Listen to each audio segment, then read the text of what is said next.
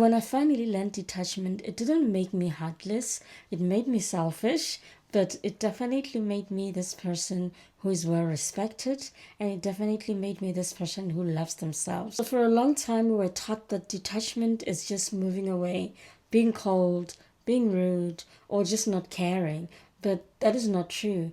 True detachment is protecting oneself.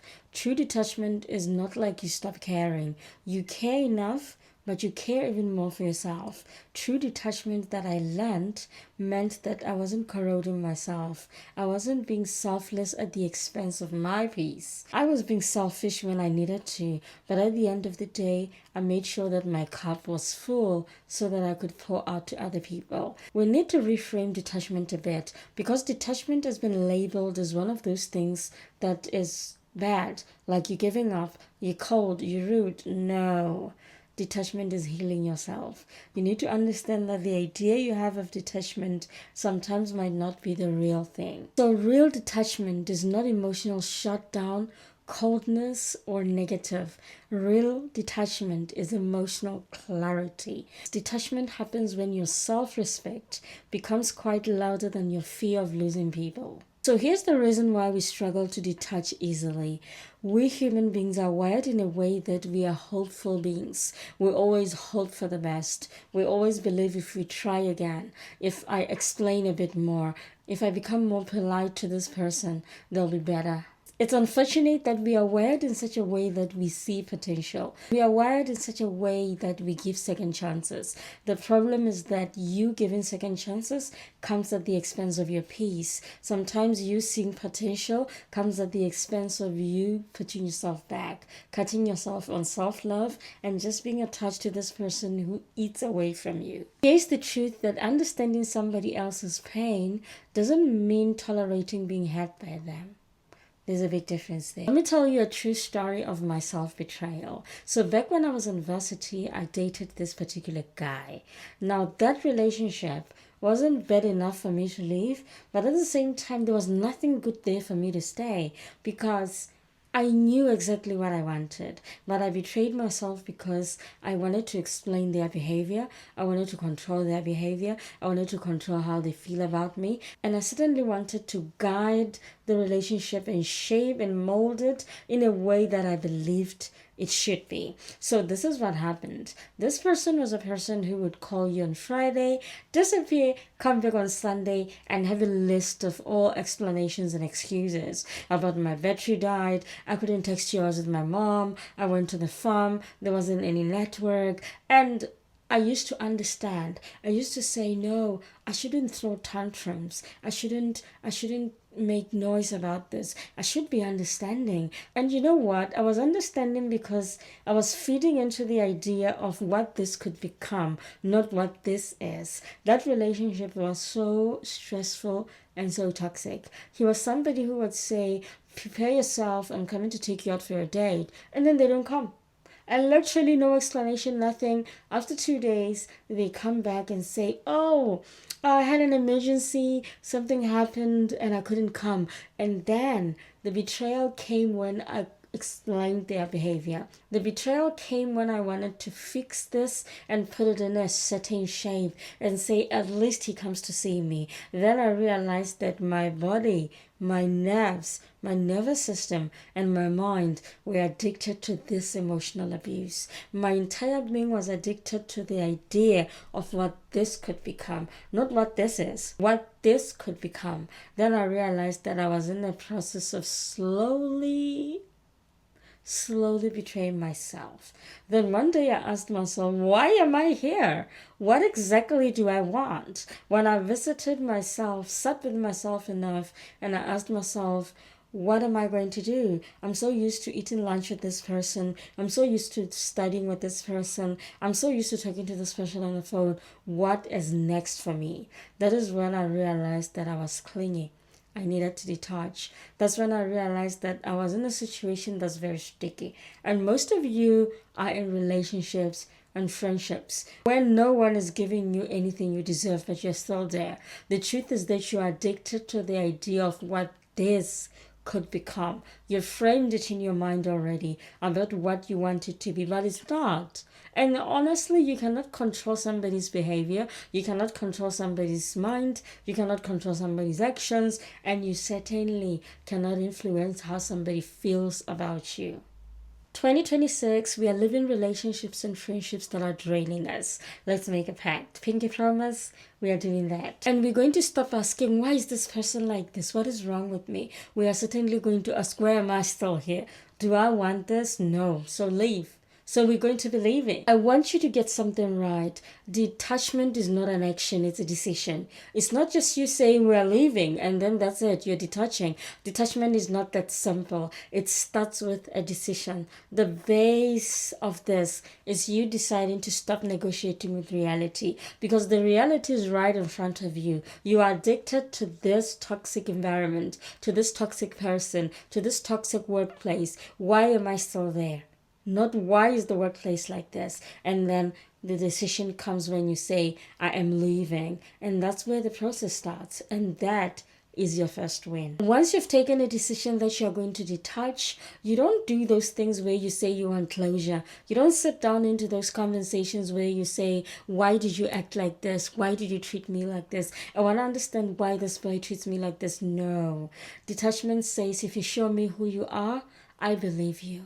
Detachment says, if you show me who you are, I believe you. I don't need to know why you are like that. I believe what you show me. And that base decision is what enables you to escape. Jay Shetty once said something that stuck with me. He said, attachment is wanting somebody to be something that they are not. Wanting somebody to be something that you have created in your mind.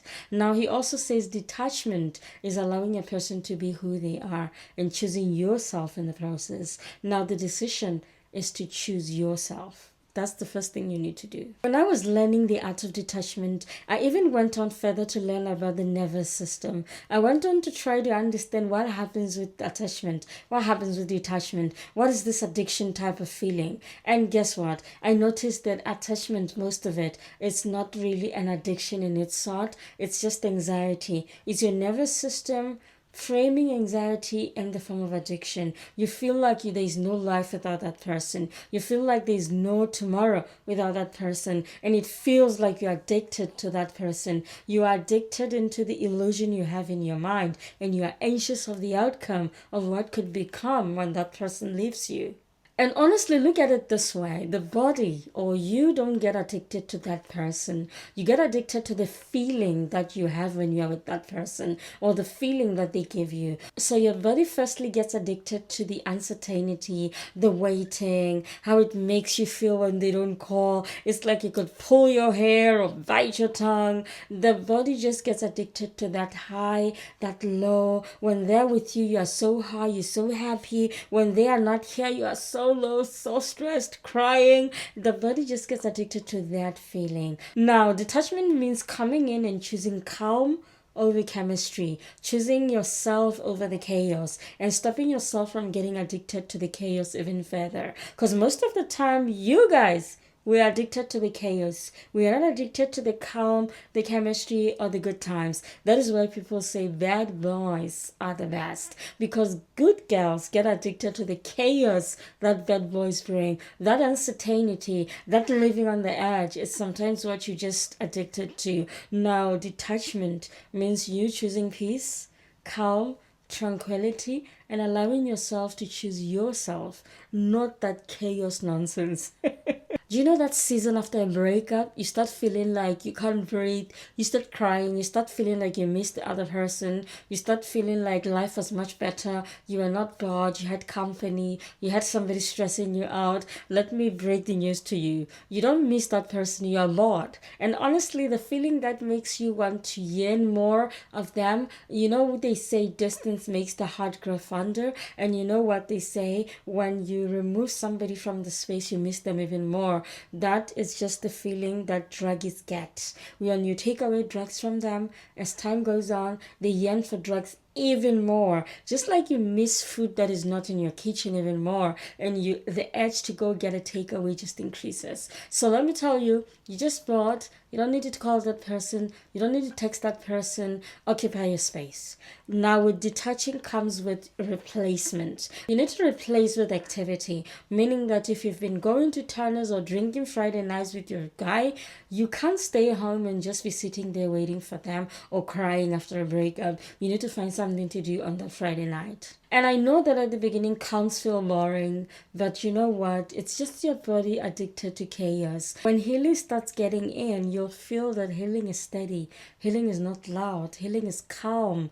It's just like when you're coming from an abusive relationship and you enter a loving relationship. You'll realize that the love is not loud. The love is steady, consistent. It shows up. You don't have to beg for it. It's present. Sometimes that is what happens when somebody gets on to cheat a good man and they say they're boring. It's simply because that person was addicted to chaos. They don't understand that they are healing, and the healing that is here now requires them to be steady. The healing now is consistent. There's calm. There's no chaos. I want us to talk about practical detachment. Honestly, let's tell the truth. Detachment is not glamorous. It's not easy. It's like pulling up your hair. The waiting, the sweating, the anxiety. You are used to these feelings. Therefore, detachment is not easy. But we're going to talk more about it, and you're going to find out that in the end, you're able to do this. Firstly, you should know that detachment requires a behavior of selfishness. It requires you not to explain yourself. It requires you not to reply immediately. It requires you not to lay yourself down like a mat. Detachment means putting yourself first. Detachment means not being a doormat. Detachment means putting yourself high up there, making sure that you prioritize your needs, not the needs of the other person. Detachment is not glamorous. All of those things are processes that you have to learn. But once you've learned them, you cannot unlearn them. This is how detachment is. Detachment is also you realizing that if a relationship is costing you an arm and a leg, if a relationship is costing you so much emotions and it's costing you so much emotional drainage, then it's already costing you too much. Detachment is walking away with grace, even though your heart yearns for that thing, and replacing whatever it is with a hobby. Detachment works with selfishness, replacement, and putting yourself first. So you need self-love, you need to replace, and you need to be selfish.